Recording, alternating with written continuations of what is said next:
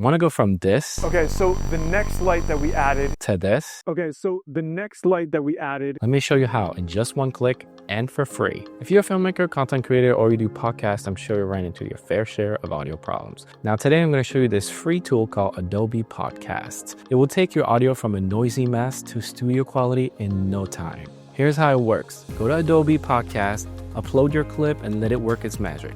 In a few minutes, you'll receive your clip and you'll be able to adjust the background noise and the voice alteration in case you just want to make a little bit of an adjustment. If you want to go the free route, all you need is an Adobe account and you'll be able to log in and clean up to an hour of audio each day with a 30-minute limit as to how much you can clean up at a time.